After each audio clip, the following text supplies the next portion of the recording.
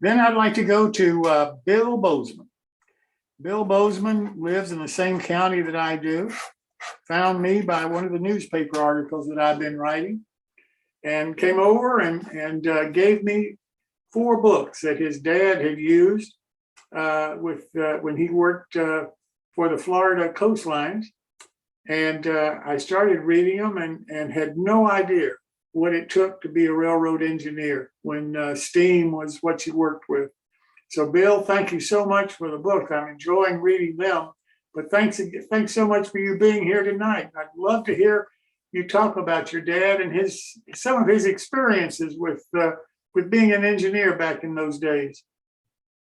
Well, my dad, can you hear me okay? Yes, sir. Good.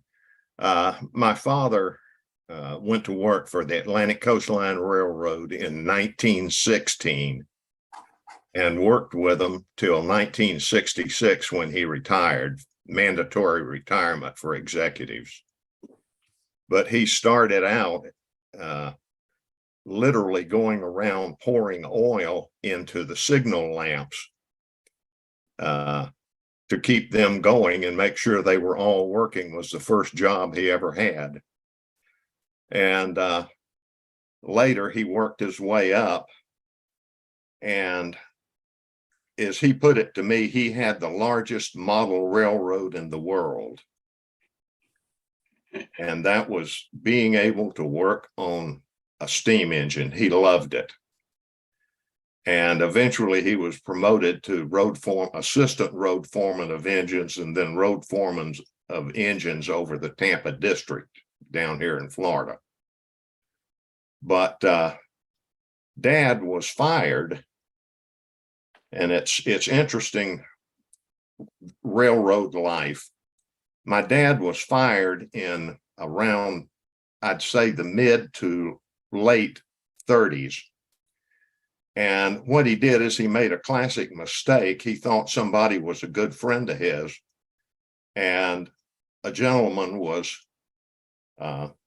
appointed as vice president, one of the vice presidents of the railroad. And my father made a comment, boy, they could have sure made a better choice than him. I think they'll regret it.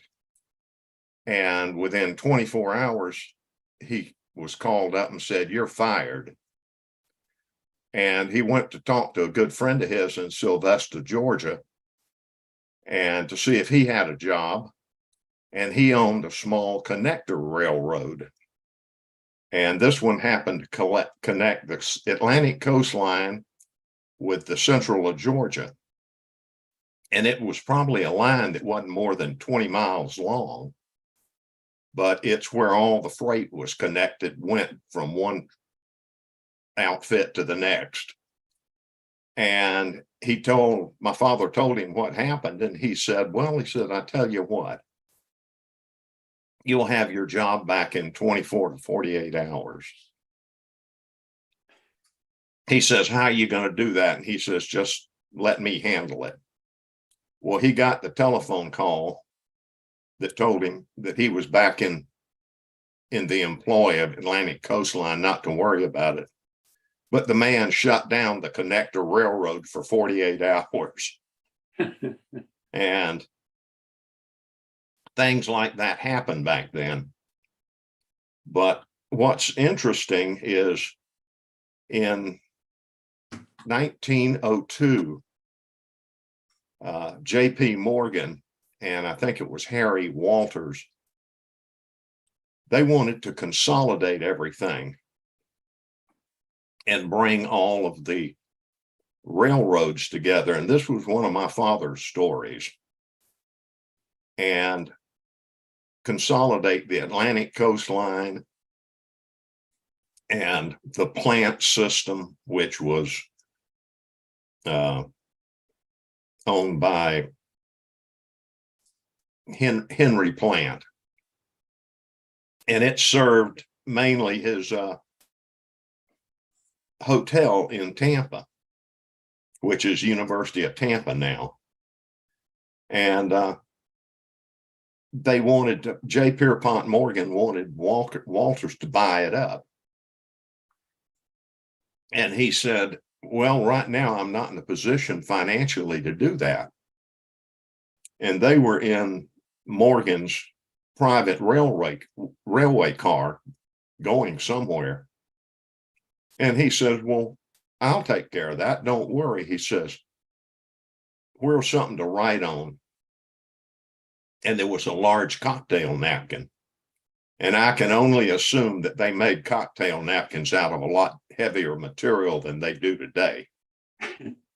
But J. Pierpont Morgan took the cocktail napkin and wrote out a contract on it for, I believe it was either 14 or $16 million for him to buy the plant system with, which went from Jacksonville to Tampa.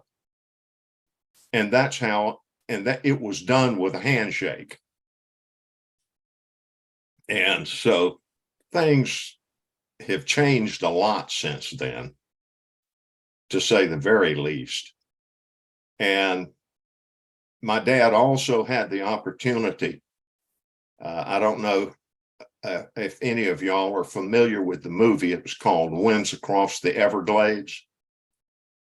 And it was set in the early, I believe it was the 1920s, when plumage from birds was so popular in women's hats. Well, actually, probably more like the turn of the 1900s.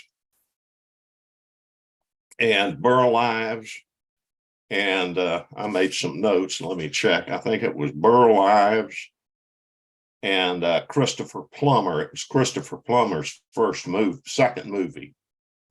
And Daddy had the opportunity to be the technical advisor to the movie company that was making it down in, I think it was Paramount, I'm not sure. And they had taken a station down in South Florida at one of the towns, and they made that Miami, Florida at the turn of the century. And they just took a sign and stuck it up on the end of the building. It said Miami. And they had a picture of my father that I've still got, large 8x10 of him sitting in an old Ford. And that was the first time that I realized, I thought, I made the comment to him. I said, Daddy, something's wrong with this picture. It got printed backwards.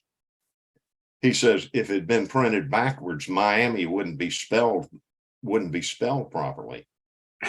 And I went, I don't get it. And he says, what are you talking about? And I said, the steering wheel's on the wrong side of the car.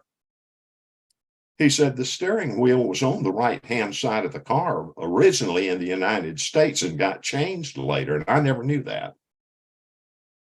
But he had the opportunity to be the technical advisor to him. And he said that was the most fun he ever had. And I had a lot of fun, because when they had wrecks, which were never fun, but when they did have wrecks, occasionally my father would, if there had been no serious injuries or death on any of the wrecks, well, he would take me to them. He never took me to any of them where somebody had been killed. Mainly because one of the reasons probably is because of the fact that he knew everybody, because most of them worked for him as road foreman. And it was interesting to go out to where they had some of these wrecks, because one of them was down in the Everglades. And that was fascinating, out in the middle of absolutely nowhere, with alligators everywhere. But I think my father he considered himself to have been the luckiest man in the world because of the opportunity to work on a railroad, or as he said, a full-size model railroad of his own. And when he was required to retire at 65, That was the most miserable day of his life because he did not want to. He could have kept going till the day he died. So, anybody have any questions?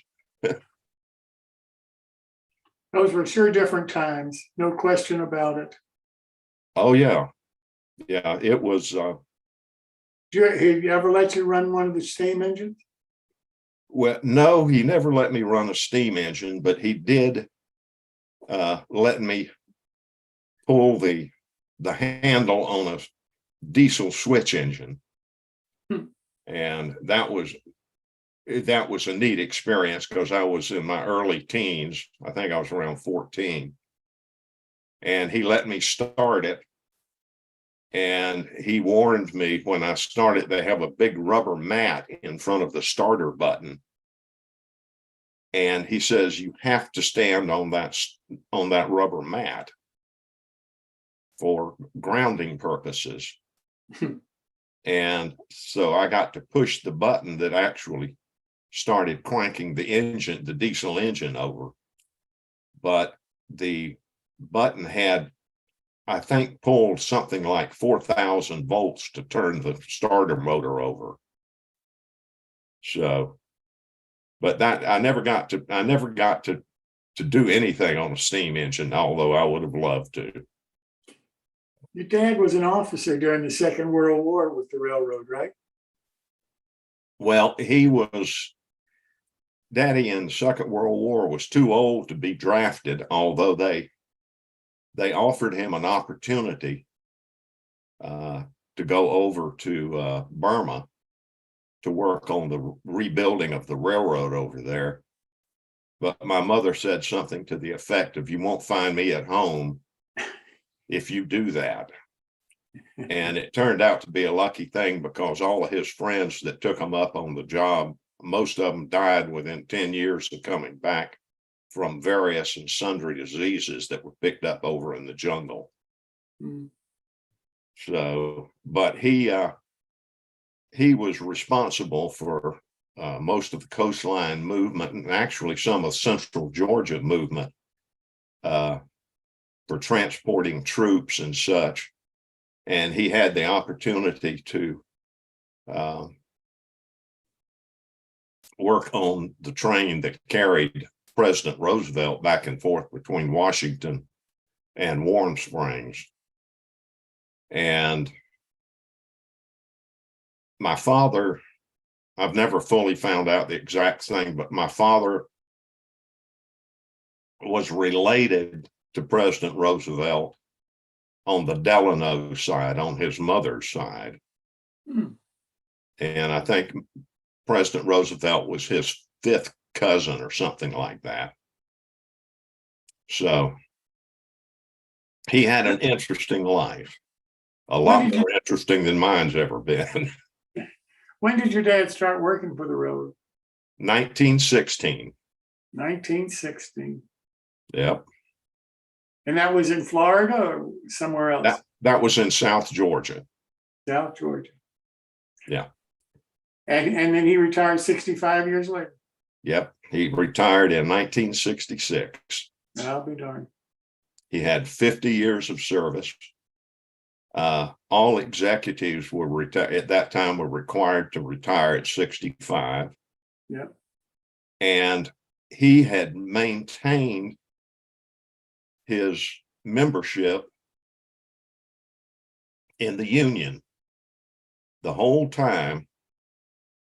And they would use, the railroad would always use, when they had negotiations with the union, they would always use my father to help them negotiate because of the fact that even though he was an executive, he was still a union member. And he told me one time that one of the biggest concessions they got out of him is it was required, if a mechanical worker had to move an electrician's toolbox, he had to go find the electrician and have the electrician come and move the toolbox. he was not allowed to touch it. The owner of the toolbox had to move it. And one of the negotiations they had is my father said, well, we'll let you do this if you change that rule to where if a toolbox is in somebody's way, they can just move it. And they agreed to it. And he says they will never know how much money they saved in actual work time in the yards by doing that. He said they saved tens of thousands, if not hundreds of thousands a year in lost time. So That's fantastic. I could listen to you all day. Does anybody have any questions for Bill? Bill, I can't thank you enough for taking the time to join us this evening and tell us about your dad's experience. It's fascinating to me, and the books that you shared with me. I just can't get over what it must have been like to go to the school back then and to learn to be an engineer, and then actually have to do all of that work that it's outlined in the books that he had to learn. It's amazing. well, it was interesting because my father he had to go around to different places on the railroad to train engineers, firemen, and brakemen. Uh-huh. And he had 3 cars that had all the different equipment mounted in it to where they could actually sit there and handle it. And then he had his own private car, sleeper car of his own that he got to travel in while he was going around. So he had a good life. That must have And been a real when he retired, the railroad was very good to him. yeah. In fact, the board of directors paid him a supplemental salary retirement for just because of his years of service with him. Well, it's obvious you're awfully proud of him, and it sounds like he had a marvelous life as a real railroader. And Bill, thanks so much for joining us this evening and sharing with us. Okay. Thank you. I enjoyed it. Thank you so much. I appreciate it. Okay.